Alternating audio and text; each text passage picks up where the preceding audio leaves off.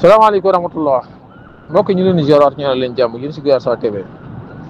xam naa kii de xam ngeen ko ancien président bu Sénégal la muy Macky Sall moom nag dafa génte di tontu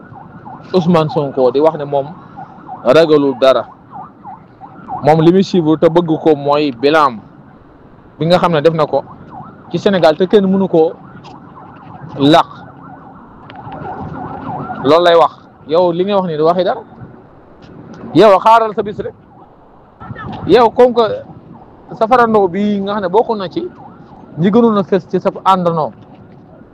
def nañ ko sous mandat de dépôt moom Farba Ngom tax te ñun ñëpp xamoon nañ ko mënuñu koon bàyyi ndax mooy chef la bande bi moom li ministre yi daan def ci lu bon moom moo ca yées xamoon nañu tey moom mënut a ñibbi moom xamoon na ko ndax keroog sax biñ ko libéré mu dem. procureur parquet financier bi dafa meroon ba ne bu ñu koon bàyyi mu dem waaye boo avocat yi ñoo sàkkoon ñu yëriwaat dossier bi tey jii nag téye nañ ko kon yow tey nga génn xam ne Farba Ngom dañ koy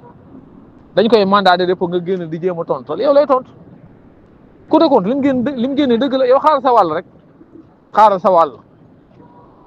sa wàll loolu daal lañ lay wax toog ma raw géeyee di wax loola neex boo ab fekkee am nga fit te yow yaa jiitu woon Sénégal nee nga sa bilaa ngay défendre ñëwul Sénégal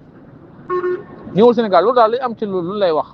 gis nañ ne nga jaare ko ci Jeune Afrique di am yooyu kii yu kenn xamul ñun daal loolu suñu yoon nekku ci sa bilaa ngay défendre ñëwul Sénégal salaamaaleykum